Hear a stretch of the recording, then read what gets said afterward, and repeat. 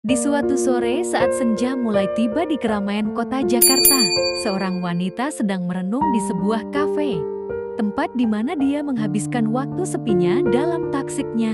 Sebuah pernikahan dengan salah satu pengusaha yang sangat kaya raya, dan disitulah awal dari sebuah petaka besar dalam hidupnya. Sofian, pria 28 tahun dengan tubuh kekar dan wajah rata-rata tapi punya pesona tersendiri, memang sedang terjepit. Usaha bengkel modifikasi motornya bangkrut karena sewa tempat yang terlalu mahal dan kurangnya pelanggan tetap. Tagihan menumpuk, sementara penghasilan sambilan sebagai tukang servis motor keliling tak cukup untuk makan sehari-hari. Saat temannya menyindir bahwa ada cara lain buat dapat uang cepat, terutama dari wanita kesepian yang butuh kenikmatan, Sofian awalnya menolak. Tapi setelah beberapa hari tanpa makanan layak dan tagihan motor hampir jatuh tempo, ia membuat akun media sosial khusus dengan foto dirinya dalam balutan jaket kulit dan celana jeans ketat, lalu menawarkan jasa eksklusif hanya untuk wanita dewasa yang ingin merasakan sensasi berbeda. Dinda, istri pengusaha sukses di usia 30 tahun, melihat profil itu saat sedang merasa paling rapuh. Suaminya sedang bertugas luar kota selama 2 minggu dan tidak pernah. Beberapa kali percakapan, Dinda langsung menawarkan pertemuan. Dia bilang hanya ingin merasakan apa yang sudah lama hilang. Ia sadar hasratnya tak bisa dibohongi. Gairah yang selama ini ia anggap sebagai risiko pekerjaan ternyata lebih kuat dari perkiraannya. Sofian bangkit dari sofa, menghampiri Dinda, lalu tanpa penundaan lagi, mereka masuk ke kamar. Di sanalah semua dimulai, bukan cinta, bukan romansa, tapi nafsu yang meledak-ledak dan rasa larangan yang membuat semuanya terasa lebih liar. Sofian mulai merasa ada yang tidak benar dalam hidupnya. Awalnya ia bisa meyakinkan diri bahwa semua ini hanya pekerjaan sementara, cara untuk bertahan hidup sampai keadaan membaik. Tapi makin lama, makin sulit baginya untuk memisahkan antara uang, nafsu, dan perasaan. Wanita itu mulai menanyakan hal-hal yang sebelumnya tidak mereka bicarakan tentang masa lalu Sofian, tentang apa yang sebenarnya ia inginkan dari hidupnya, bahkan tentang apakah dia pernah mencintai seseorang dengan tulus. Ia sadar bahwa Dinda bukan hanya sekadar pelanggan biasa. Pertanyaan-pertanyaan itu membuat Sofian gelisah.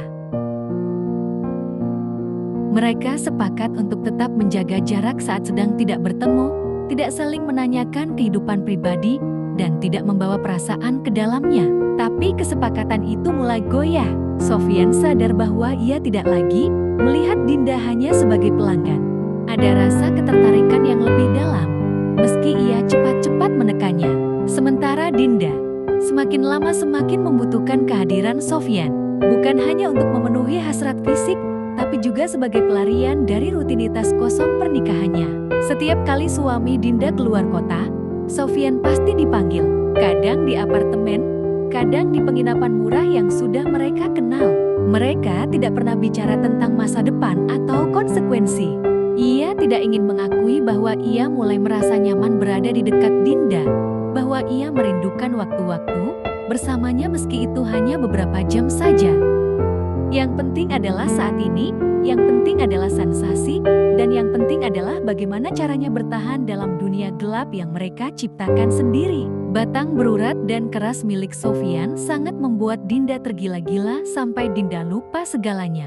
Sofian mulai merasa ada yang tidak benar dalam hidupnya. Awalnya ia bisa meyakinkan diri bahwa semua ini hanya pekerjaan sementara, cara untuk bertahan hidup sampai keadaan membaik. Tapi makin lama, makin sulit baginya untuk memisahkan antara uang, nafsu, dan perasaan. Ia sadar bahwa Dinda bukan hanya sekadar pelanggan biasa. Wanita itu mulai menanyakan hal-hal yang sebelumnya tidak mereka bicarakan tentang masa lalu Sofian, tentang apa yang sebenarnya ia inginkan dari hidupnya, bahkan tentang apakah dia pernah mencintai seseorang dengan tulus. Pertanyaan-pertanyaan itu membuat Sofian gelisah. Ia tidak ingin menjawabnya. Ia tidak ingin mengakui bahwa ia mulai merasa nyaman berada di dekat Dinda, bahwa ia merindukan waktu-waktu bersamanya meski itu hanya beberapa jam saja. Di sisi lain, Dinda juga tidak bisa sepenuhnya tenang. Meskipun ia berhasil menyembunyikan semuanya dari suaminya, rasa bersalah mulai menggerogoti pikirannya.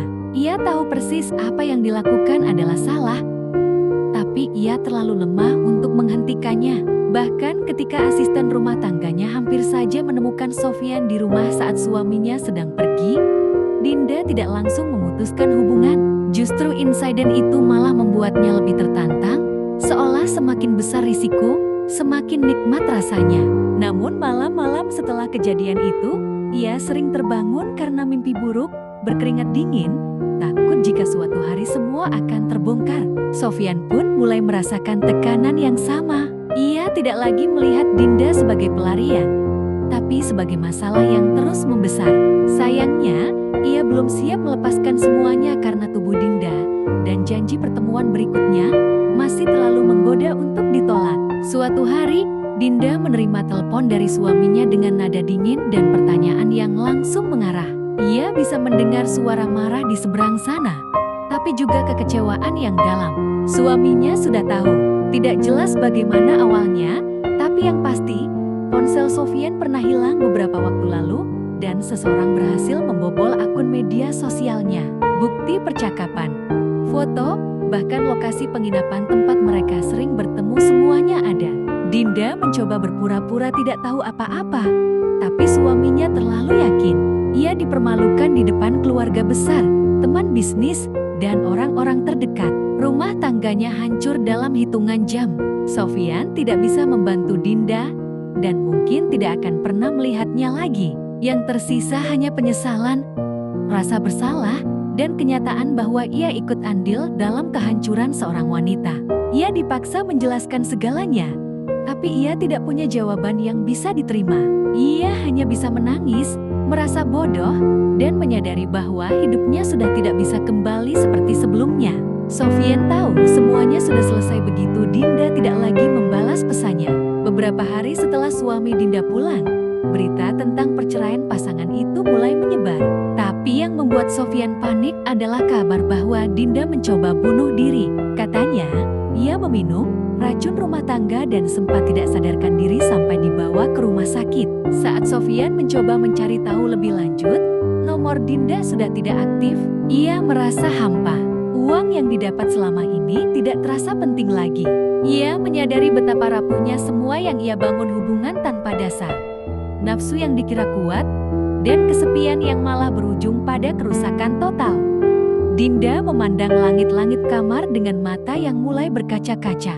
Bayangan wajah Sofyan terpatri jelas di benaknya, seperti lukisan yang tak bisa dihapus meski ia sudah berusaha melupakannya. Ia tahu hubungan mereka tidak pernah seharusnya terjadi, tapi cinta kadang datang tanpa izin, tanpa pertimbangan benar atau salah.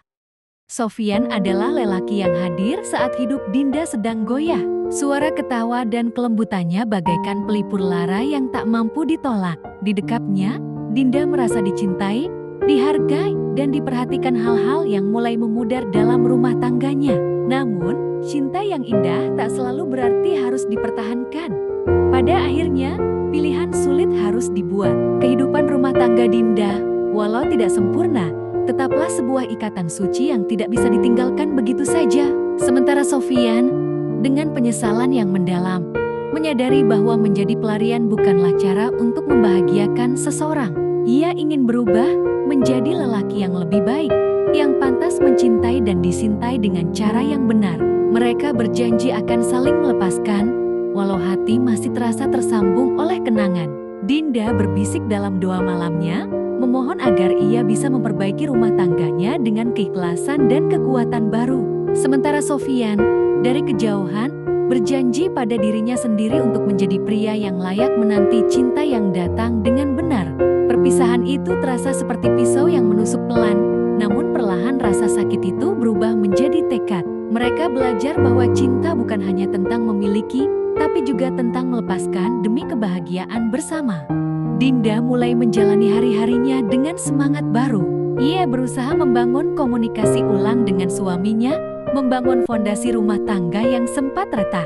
Setiap percakapan kecil, setiap senyuman, bahkan diam-diam yang dulu terasa dingin, kini ia isi dengan niat baik dan kesabaran. Sofyan pun memulai hidup barunya. Ia mengambil pekerjaan yang lebih stabil, memperbaiki masa lalunya yang penuh keraguan, dan berusaha menjadi pribadi yang lebih utuh. Ia tidak lagi mencari cinta sebagai pelarian, tapi sebagai tujuan yang layak dicapai dengan usaha dan kejujuran. Meski tak pernah bertemu lagi, Dinda dan Sofyan saling mendoakan dalam sunyi. Cinta mereka berubah menjadi pengingat bahwa kadang hal terbaik yang bisa kita lakukan untuk orang yang kita cintai adalah melepaskannya. Dan dari semua ini, mereka belajar arti kedewasaan, pengorbanan, serta kekuatan untuk bangkit dari kesalahan. Kisah mereka mungkin tidak berakhir seperti yang diimpikan, tapi ia berakhir dengan hikmah yang tak ternilai. Karena cinta sejati bukan hanya tentang kebersamaan, tapi juga tentang kemampuan untuk memilih kebenaran, meskipun itu menyakitkan. Dan Dinda serta Sofyan, dalam perjalanan masing-masing, akhirnya menemukan arti cinta yang sesungguhnya. Tahun berlalu, dan Dinda mulai merasakan perubahan dalam dirinya. Ia tidak lagi melihat masa lalunya dengan rasa sesal yang membelenggu, tapi sebagai pelajaran hidup yang membentuknya menjadi wanita yang lebih kuat dan bijak. Setiap hari, ia berusaha menjadi istri yang lebih baik, bukan karena paksaan, tapi karena niat tulus untuk menjaga apa yang masih bisa dipertahankan. Rumah tangganya perlahan menemukan ritme baru, bukan tanpa gesekan, tapi kini setiap konflik dihadapi dengan kepala dingin dan hati yang lebih terbuka. Ia belajar bahwa keutuhan rumah tangga tidak hanya bergantung pada cinta yang dulu menyala, tapi juga pada usaha bersama untuk tetap saling memahami. Sementara itu, Sofyan mengabdikan dirinya pada pekerjaannya. Ia mengambil kursus-kursus tambahan, membangun karir yang stabil, dan bahkan mulai terlibat dalam komunitas yang membantu orang-orang yang ingin bangkit dari kesalahan masa lalu. Ia sadar, hidupnya harus punya tujuan yang lebih besar daripada sekadar mencari pengganti dari kerinduan yang tak sempat terpenuhi. Dinda sering mendengar kabarnya dari teman-teman lama. Ia senang mendengar Sofyan telah menemukan jalannya sendiri, jauh dari bayang-bayang masa lalu mereka. Hatinya tenang, karena ia tahu, meskipun tidak bersama, ia turut andil dalam perubahan hidup pria itu dan begitu juga sebaliknya. Mereka tidak pernah saling menghubungi, tidak ada pesan diam-diam atau pertemuan yang sengaja dibuat, karena mereka tahu kekuatan dari hubungan mereka adalah dalam diam, dalam doa, dan dalam tekad untuk tidak membuat kesalahan yang sama.